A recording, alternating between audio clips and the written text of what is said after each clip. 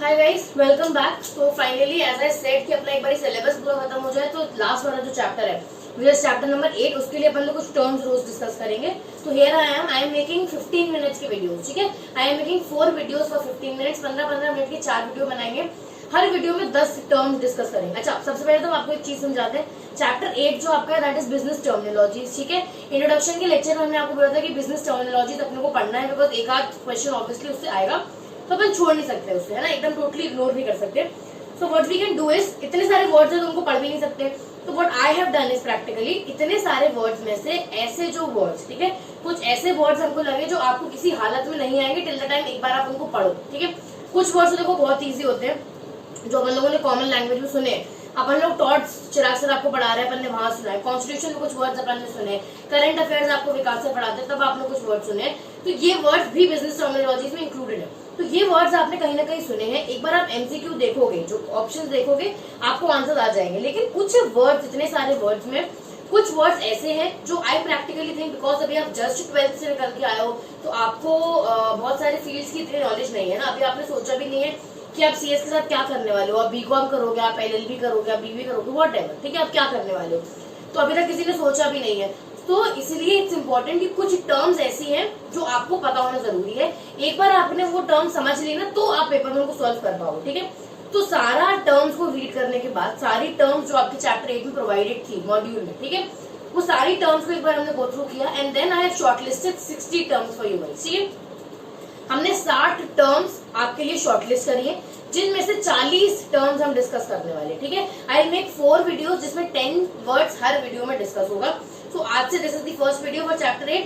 आज से ऐसे ही 15-15 मिनट की 4 और वीडियोस आएंगी। ठीक है, हो सकता है ये वीडियो थोड़ा लंबा हो क्योंकि इसमें I am giving you little introduction कि कैसे करना है, बट बाकी के सारे वीडियोस आपके और 15-15 मिनट के ही आएंगे। ठीक है, अब अच्छा पर्पस क्या है इसका, हर लेक्चर में, हर वीडियो में आई बी डिस्कसिंग 10 वर्ड्स। ठीक है, सो 10 वर्ड्स 10 वर्ड्स 10 वर्ड्स 10 वर्ड्स, कितने वर्ड्स हो गए, 40 वर्ड्स। ठीक है, इससे क्या हुआ, अभी आप एक बार ये वीडियोस को सिर्फ सुन लेना। ठीक है, सिर्फ सुन लेना, एकदम दिमाग नहीं लगाना है, रटना नहीं है, पढ़ना नहीं है, कुछ नहीं करना। ठीक है, बाद में जब आपका एग्जाम आने वाला, उससे आपका एग्जाम है 29 अगस्त। ठीक है, उससे 15 दिन पहले एक बार ये वीडियोस वापस देख लेना। ठीक है, एक दिन 15 मिनट का वीडियो, एक दिन 15 मिनट का वीडियो, एक दिन 15 मिनट का वीडियो, एक दिन 15 मिनट का वीडियो। इससे क्या हुआ, 15-15 मिनट का वीडियो सिर्फ आपको 15 मिनट्स देने हैं। इसलिए पर्पसफुली ये वीडियोस जो 15 मिनट के बनाए जा रहे हैं। चाहते तो हम एक ही लेक्चर में सारे टर्म्स डिस्कस कर लेते, लेकिन नहीं 4 दिन आपको 15-15 मिनट की जो वीडियोस है वो आपको एग्जाम के 15 दिन पहले देख लेना है। ठीक है, इससे क्या होगा, आपको एक लेक्चर के 10 टर्म्स हो गए, अगले लेक्चर में 10 टर्म्स, अगले लेक्चर में 10 टर्म्स, ऐसे करके अभी 40 टर्म्स तो एटलीस्ट डाउनलोड प्रिपेयर्ड है। सिर्फ 22 टर्म्स, 20 या 22 टर्म्स नोट्स की बात कर रहे हैं, उसमें 20-22 टर्म्स और होंगी जो आपको आपके से रीड करना है। ठीक है, फिर भी उन टर्म्स में भी अगर आपको कुछ नहीं समझता है कि मैम ये स्पेसिफिक कुछ टेक्निकल वर्ड है समझ में नहीं आ रहा है, वो वर्ड्स भी आप हमसे डिस्कस कर सकते हो एनी टाइम। ठीक है, लेकिन इन वर्ड्स की अपने को टेंशन नहीं लेनी। अभी तक अपन लोगों ने जो सिलेबस किया है अपने को उस पर फोकस करना है। ठीक है, उसके बाद अपन को सिर्फ एक बार ही 15-15 मिनट के वीडियोस देख लेने एक बार, एंड एग्जाम के 15 दिन पहले अपन ध्यान से रोज 15 मिनट का ही एक वीडियो देखने वाले हैं, ताकि रोज के अपने 10 टर्म्स प्रिपेयर हो जाए। ठीक है, अपने को रटना नहीं है ना। इस चैप्टर से टाइप ऑफ क्वेश्चन कैसे आएंगे, या तो वो आपको 1 वर्ड सब्स्टिट्यूशन दे देंगे। ठीक है, वो क्या करेंगे, जो मीनिंग है जो वर्ड की मीनिंग है वो मीनिंग देंगे। ठीक है, एंड पूछेंगे बताओ ये किस वर्ड का मतलब है। समझ में आया आपको, मान लीजिए एब एनिशियो। ठीक है, एब एनिशियो मतलब होता है वर्ड, चलो एब एनिशियो तो आपके लिए थोड़ा सा टिपिकल हो जाएगा। मान लीजिए प्लेंटिव। ठीक है, अभी अपन ये सब वर्ड्स पढ़ने वाले हैं, प्लेंटिव क्या होता है। ठीक है, सो प्लेंटिव वर्ड है एंड प्लेंटिव की मीनिंग दी हुई है, तो वो मीनिंग जो है वो आपको एग्जाम में दे देंगे एंड ऑप्शन देंगे कि ये मीनिंग कौन से वर्ड की है। ठीक है, तो एक तरीका तो ये है कि वो ऐसे पूछ सकते हैं, या फिर वो आपको वर्ड दे देंगे एंड ऑप्शन में मीनिंग दे देंगे, वेरी इजी। ठीक है, लेकिन चांसेस बहुत ज्यादा है कि वो ऐसे देंगे, वो मीनिंग देंगे एंड देन आपसे वर्ड पूछेंगे, क्योंकि वहां अपना थोड़ा सा दिमाग जो है वो ट्विस्ट होता है। ठीक है, तो बहुत प्रोबेबिलिटी है कि वो मीनिंग देंगे आपको बजाय वर्ड देने के। तो अपना मीनिंग समझना बहुत ज्यादा जरूरी है।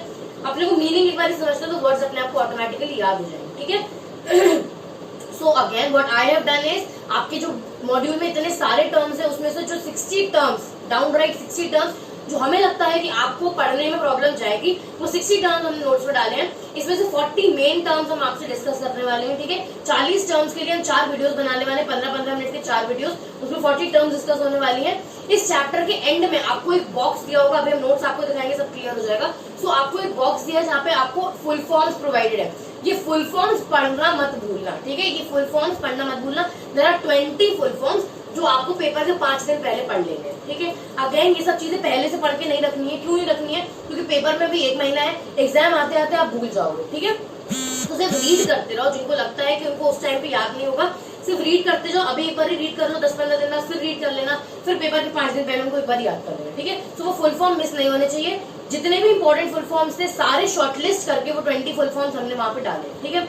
जिनको लगता है कि नहीं यार मुझे सारे टर्म्स पढ़ के जाने, वो अहेड, कोई भी प्रॉब्लम नहीं है, ठीक है। हमारी तरफ से कुछ नो नहीं है, आप डेफिनेटली जाओ, सारे टर्म्स पढ़ के जाओ, कोई प्रॉब्लम नहीं है।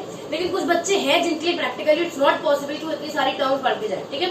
उनको देख के अटैक आने लगता है कि भाई इतने सारे टर्म्स कैसे याद रहेंगे वगैरह वगैरह, एंड जो टर्म्स उनको याद रहेंगी फिर वो भी याद नहीं रहती है। That is why I have shortlisted 60-62 terms, 60 terms हैं अराउंड, जिसमें 40 टर्म्स हम खुद ही डिस्कस कर रहे हैं। बाकी अगर आप कुछ भी नहीं करके जा रहे हो तो ये प्लीज 15-15 मिनट के 4 वीडियो सुन लेना, एंड लास्ट में आप जो 20 टर्म बचे कुछ बचते हैं वो रीड कर लेना एक बार, ठीक है। उतना भी आपके लिए मोर देन इनफ है, ठीक। पैटर्न हमने आपको बता दिया, 2 टाइप के क्वेश्चन आएंगे, and last thing is full forms, जो आपको चैप्टर 8 में जो हमारे नोट्स है, not talking about the module, जो हमारे नोट्स है, कलर्ड नोट्स है, उसमें आपको प्रोवाइड है, ठीक है। अब एक बार हम फटाफट आपको नोट्स दिखा देते हैं एंड अपन डिस्कस कर लेते हैं वो 10 टर्म्स आज के जो अपन डिस्कस करने वाले हैं।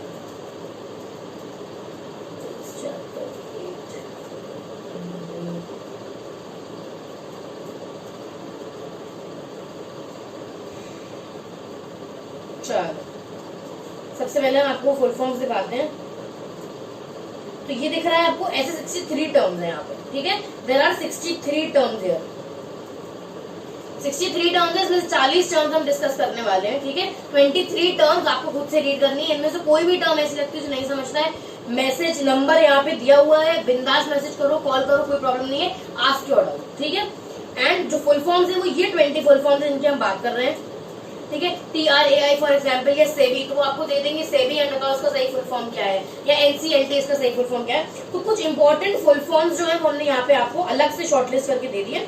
ये 20 फुल फॉर्म्स प्लीज ध्यान से पेपर में रीड करके जाना, इनको छोड़ना मत। ये 20 फुल फॉर्म्स रीड कर लेना, एंड ये 63 टर्म्स भी आपने कर लिया तो बहुत है, ठीक है। तो जो लोग पैनिक कर रहे थे ये सोच के कि 8th चैप्टर में इतने सारे टर्म्स है एंड देन आपको इतना सब कुछ रिमेम्बर करना है, आपको फॉरेन वर्ड्स समझना है, आपको इडियम्स एंड फ्रेजेस, प्रोवर्ब्स समझना है, तो उसमें आई थॉट कि this is the most feasible option, है ना।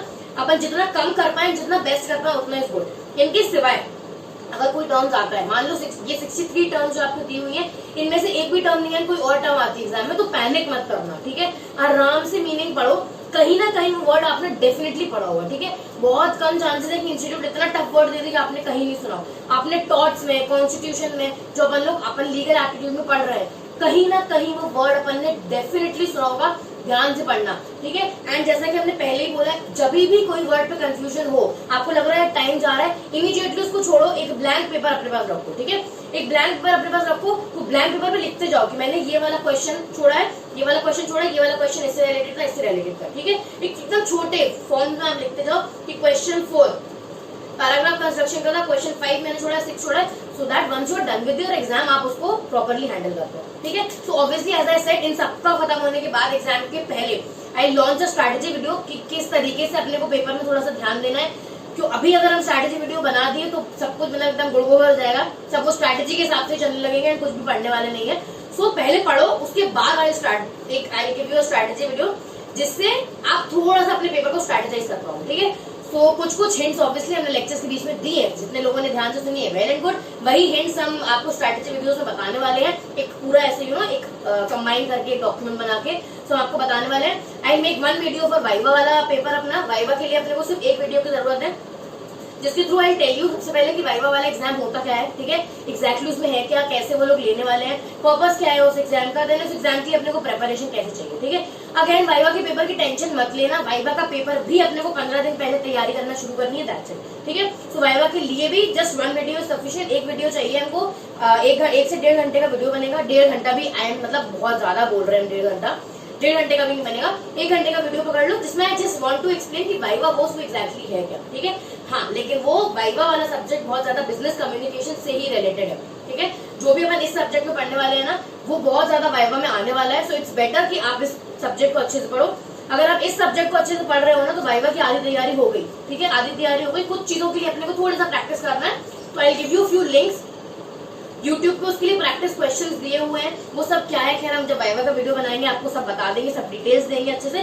तब तक के लिए जितना पढ़ाया गया है उतना अच्छे से पढ़ो and read as much as you can, ठीक है। I have been saying this continuously, read as much as you can, जितना ज्यादा रीड कर सकते हो, जितना खोद की चीजों को रीड कर सकते हो, नहीं कुत्ता देखा ऐसे कितना डिग डिग डिग डिग डिग करता है, फिर जाके अपनी कोई चीज छुपाता है, उतना खोदते जाओ चीजों को, जितना खोद सकते हो ना उतना खोद की चीजों को पढ़ो, उतना बेटर आपको एग्जाम में स्कोर करने मिलेगा, ठीक है। एंड रैंक का जहां तक सवाल है, डेफिनेटली यार ये 10 में रैंक आराम से ला सकते हो, सो जस्ट ट्राई हार्ड। नहीं आती है तो कोई प्रॉब्लम नहीं है, ठीक है, कोई हवा नहीं है कि रैंक लाना है, आती है बहुत अच्छी बात है, at least you can target for it, है ना। अपन एक टारगेट बना सकते हैं अपना, नहीं अचीव होता है तो भी इसको एटलीस्ट अपन ने CSET अच्छे नंबरों से पास करना है एंड देन अपने को एग्जीक्यूटिव में बिंदास तोड़ तैयारी करनी है, ठीक है। तो चलो without wasting your time let's just start discussing with 10 terms आज के। ऑब्वियसली एज आई सेड आज का वीडियो थोड़ा सा बड़ा होगा क्योंकि काफी इंट्रोडक्शन हमें आपको देना था कि ये चैप्टर के बारे में अपने को पढ़ना कैसे है, कैसे क्या करना है, ठीक है। एंड देन अपने को अभी 10 टर्म्स डिस्कस करनी है, तो ये वीडियो थोड़ा सा लंबा जाएगा। नेक्स्ट वीडियो से आई ट्राई कि 15-16 मिनट से ऊपर की वीडियो नहीं हो, मैक्सिमम 20 मिनट्स, ठीक है, क्योंकि कुछ टर्म्स ऐसी होंगी जो हमें डिटेल में समझाना पड़ेगा, उनका आगे पीछे का समझे बिना आपको वो टर्म समझ में नहीं आएगी, ठीक है। तो चलो स्टार्ट, लेट्स गेट स्टार्टेड। सबसे पहले ये तो कुछ बेसिक टर्म्स हैं जो अपन लोग अभी सुन रहे हैं, ठीक है, जो हर बिजनेस में यूज होती है, अपन लोगों ने इनको सुना भी है बहुत फ्रीक्वेंटली, तो एक बार बस इनको गो थ्रू करना है, फिर अपन आते हैं मेजर बाप पे, ठीक है। तो बाप चीज क्या है, अपन उस पर आगे आने वाले हैं। सबसे पहला टर्म इज मैनेजमेंट। मैनेजमेंट कौन होता है? मैनेजमेंट की अपन बात करते हैं जब मैनेजमेंट मतलब वो लोग जो कंपनी को मैनेज कर रहे हैं, ठीक है। फॉर एग्जाम्पल कंपनी में हेड जो बोर्ड ऑफ डायरेक्टर्स बैठे हैं वो कंपनी को मैनेज कर रहे हैं। कंपनी में जो डिपार्टमेंट्स हैं, sale department, purchase department, manufacturing department, marketing department, इनके मैनेजर्स क्या कर रहे हैं? डिपार्टमेंट्स को मैनेज कर रहे हैं। तो मैनेजमेंट मतलब वो जो कंपनी को या बिजनेस को मैनेज कर रहे हैं, ठीक है। Extremely simple. बिजनेस मतलब क्या होता है? गुड्स या सर्विसेज प्रोवाइड करना और उसके बदले में प्रॉफिट अर्न करना। अब जैसे अकेडमी क्या कर रही है? आपको सर्विस प्रोवाइड कर रही है ना, पढ़ाने के लेक्चर्स प्रोवाइड कर रही है। किराना स्टोर क्या करता है? आपको सामान प्रोवाइड करता है। तो ये सब क्या है? बिजनेस। तो बिजनेस को अगर अपन एकदम ही साधारण सिंपल शब्दों में डिफाइन करें तो बिजनेस मतलब क्या होता है? प्रोवाइडिंग गुड्स एंड सर्विसेज, ठीक है। नेक्स्ट आता है मार्केटिंग। मार्केटिंग का मतलब क्या होता है? आप जब भी जो आपका प्रोडक्ट है ना, आप उसको मार्केट करते हो। मार्केट करते हो मतलब क्या करते हो? आप उसको प्रमोट करते हो। जैसे आपने देखा होगा यस अकेडमी की जो लेक्चर्स प्रोवाइड होते हैं उनके लिए हम लोग कितने सारे प्रमोशन करते हैं। हम लोग इंस्टाग्राम पे अपडेट करते रहते हैं आपको, CSET के फ्री लेक्चर्स वो इंस्टाग्राम पे गया, यूट्यूब पे उसके लिए अलग से वीडियो बना, टेलीग्राम पे वो अपडेट हुआ, देन वो फेसबुक के पेज पे गया। तो this is all about marketing. Marketing क्यों करते हैं? हम अपने प्रोडक्ट को प्रमोट करने के लिए, लोगों की जानकारी में लाने के लिए कि इस तरीके का समथिंग एग्जिस्ट, ठीक है। तो इसलिए अपन लोग मार्केटिंग करते हैं और मार्केटिंग हर फील्ड में होती है ना। कोई अपना जब साबुन बनाता है तो वो साबुन की मार्केटिंग करता है, संतूर है ना, सौंदर्य साबुन, निर्मा और व्हाटएवर इट इज, है। तो ये सब क्या होता है? These are all marketing techniques. तो मार्केटिंग मतलब होता है अपने गुड्स को या अपनी सर्विसेज को प्रमोट करना। अच्छा, बहुत लोगों के अंदर ये मिसकंसेप्शन होता है कि अपन सिर्फ गुड्स प्रमोट करते हैं, ऐसा नहीं होता, अपन सर्विसेज भी प्रमोट करते हैं, जिसका best example is yes academy, ठीक है। यस अकेडमी आपको कोई गुड्स प्रोवाइड नहीं कर रही है, वो आपको सर्विसेज प्रोवाइड कर रही है, ठीक है। कौन सी सर्विसेज? पढ़ाने की सर्विसेज, एंड इसको वो प्रमोट करती है। यूट्यूब के पेजेस पे प्रमोट करते हैं हम लोग, इंस्टाग्राम पे हम लोग प्रमोट करते हैं, टेलीग्राम पे हम लोग प्रमोट करते हैं। तो this is all about marketing, ठीक है। नेक्स्ट आता है अपना प्रॉफिट। प्रॉफिट क्या होता है? जितना भी अपन लोगों ने कमाया, ठीक है, अपन लोगों ने सर्विसेज जो दी, हमने आपको लेक्चर्स दिए, लेक्चर्स प्रोवाइड करे, तो हमको कोई कॉस्ट भी तो लगती है लेक्चर्स प्रोवाइड करने में, ये सेटअप बनाने में, लैपटॉप खरीदने में, है ना, नोट्स बनाने में, उनको प्रिंट कराने में, उनको कोई कॉस्ट भी लगती है। तो जब हमने आपको लेक्चर्स बेचे, हमको पैसा मिला, मान लीजिए हमको 3000 रुपए मिला, ठीक है। 3000 में 1000 रुपए हमारी कॉस्ट थी, 1000 रुपए हमें ये सब सेटअप बनाने में या कुछ भी करने में लगा। तो 3000 में से 1000 हमने माइनस कर दिया कॉस्ट, तो जो बचा पैसा, जो हमारे लिए पैसा बचा, that is called as profit. तो प्रॉफिट कितने का हुआ? 2000 रुपए, ठीक है। 3000 रुपए हमें आदमी से मिला, ये 3000 पूरा हमारे हाथ में नहीं आता है। जो कॉस्ट इसको बनाने के लिए लगी है वो भी तो 3000 से लेनी पड़ेगी ना, तो वो कॉस्ट माइनस होती है। जो लोगों की टेक्निकल हेल्प लगी है उनको माइनस किया जाएगा। तो मान लो 500 रुपए उनको और दिए तो वो माइनस हुआ, प्रिंटिंग कॉस्ट लगी 500 रुपए तो वो माइनस हुआ। तो 3000 में से 1000 रुपए सेटअप का गया, 500 टेक्निकल वालों के लिए गया, 500 प्रिंटिंग के लिए गया, तो कितना हो गया? 2000। तो 3000 में से 2000 कॉस्ट थी, माइनस करा, बचा कितना? 1000। तो ये 1000 हमारे हक पे आ रहा है, तो 1000 इज माई प्रॉफिट, ठीक है। तो बेचने के बाद जो आपको पैसा मिला उसमें से अपन कॉस्ट माइनस करते हैं एंड जो बचता है that is called as profit.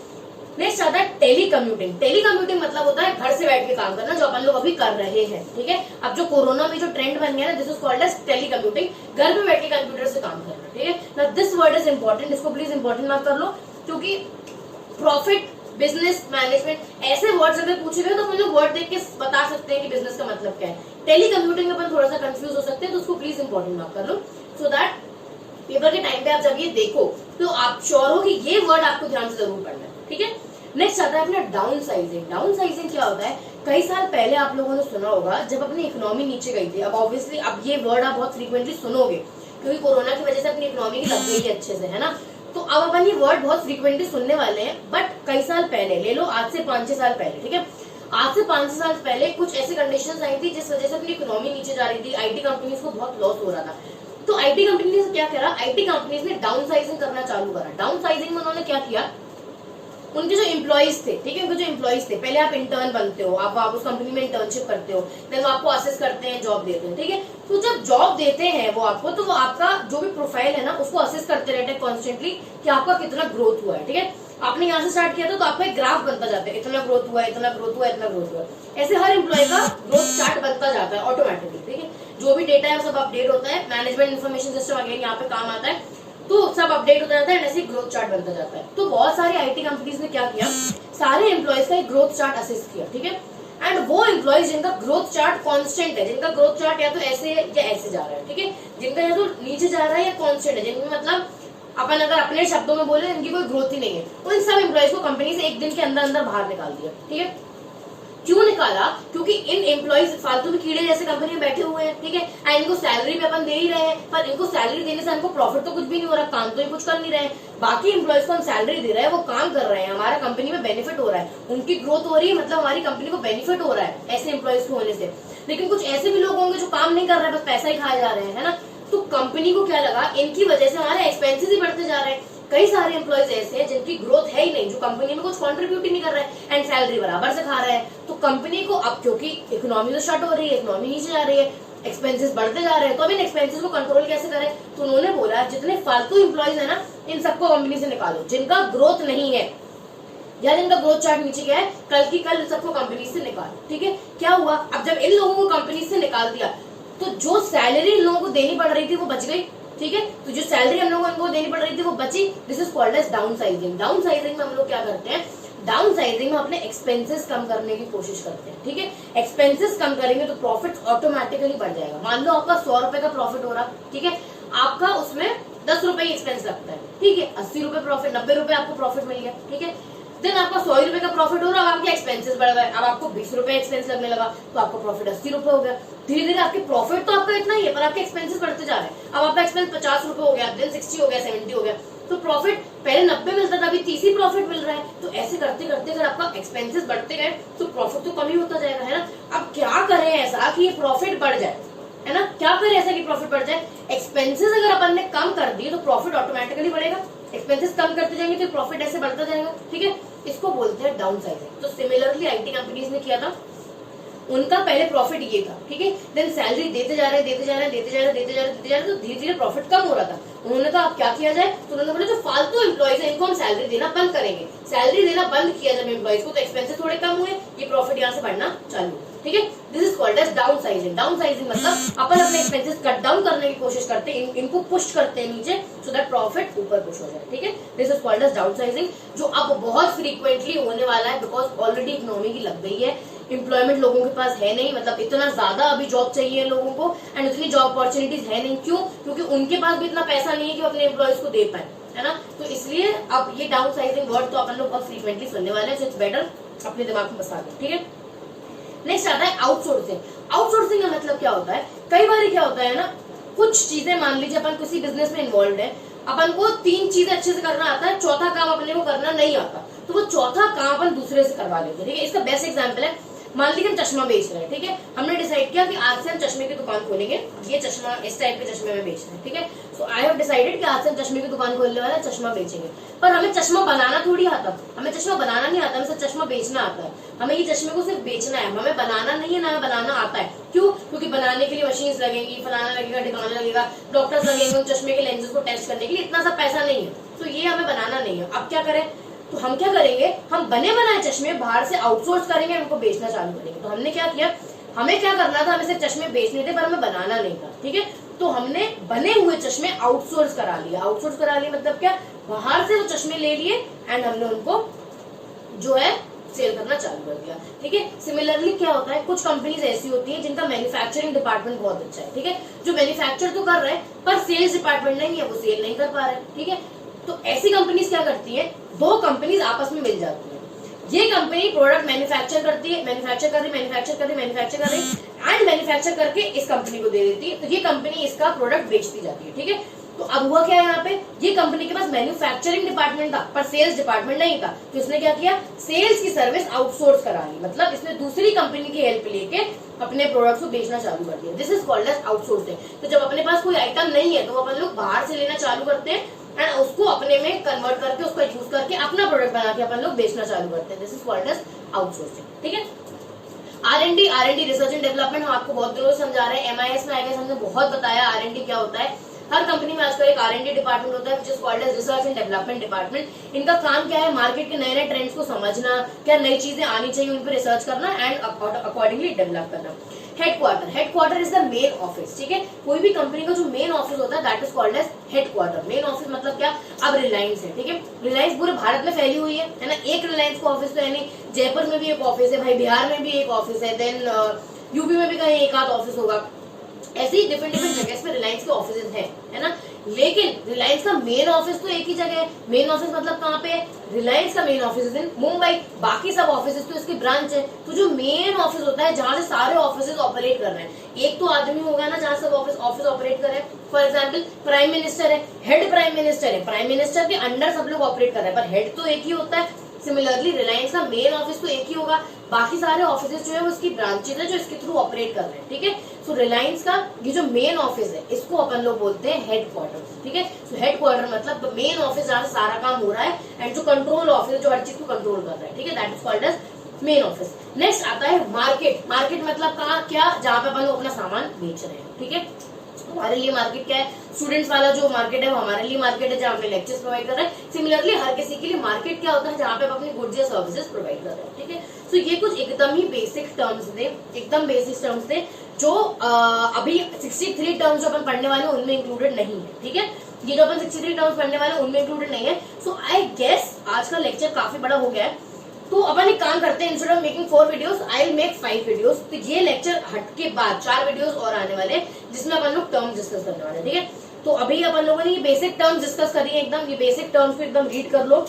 Next video में आई विल स्टार्ट विद ये वाली बिजनेस टर्मिनोलॉजी। ठीक है, सो 15-15 मिनट के जो वीडियोस हमने आपसे बोला था जिसमें हम 10 टर्म्स डिस्कस करने वाले हैं, इस वीडियो के बाद अपन लोग ये जो टर्म्स यहाँ पे दी हुई है 10-10 टर्म्स करके अपन लोग 4 वीडियो में 10-10 टर्म्स करके डिस्कस करने वाले हैं। ठीक है, सो अभी के लिए इतना ही। नेक्स्ट लेक्चर में अपन मिलते हैं 10 न्यू टर्म्स के साथ। 10 टर्म्स अपन अगले लेक्चर में डिस्कस करेंगे, 10 टर्म्स अपने फाइनल करेंगे, 10 टर्म्स के साथ अपन प्रिपेयर होंगे, देन अपन नेक्स्ट लेक्चर में वेट करेंगे और नए 10 टर्म्स के लिए। ठीक है, अभी के लिए इतना ही। फटाफट इसको जल्दी से रीड कर लीजिए। फुल फॉर्म प्लीज एक बार जरूर देख लीजिएगा क्योंकि आज के लेक्चर में बहुत ज्यादा कुछ था नहीं, सो प्लीज फुल फॉर्म एक बार रीड कर लीजिएगा। आपको एंड में दिए हुए हैं 20 फुल फॉर्म्स, 5 फुल फॉर्म्स करके भी आपने सी अगर 5 फुल फॉर्म्स करके भी 4 वीडियो में रीड कर लिए, that is more than enough. ठीक है, सो आज 5 फुल फॉर्म्स, कल 5 फुल फॉर्म्स, परसों 5 फुल फॉर्म्स, नरसों 5 फुल फॉर्म्स। ठीक है, ऐसे करके आपने हर वीडियो के बाद 5 फुल फॉर्म्स रीड कर लिए, more than enough. Business terms हम आपको समझा ही रहे हैं, आपको सिर्फ रीड करना है। ठीक है, एक नोटबुक पेन लेके बैठिएगा, अपनी लैंग्वेज में अगर किसी को चाहिए तो लिख लीजिएगा, अदरवाइज इट्स नॉट नीडेड।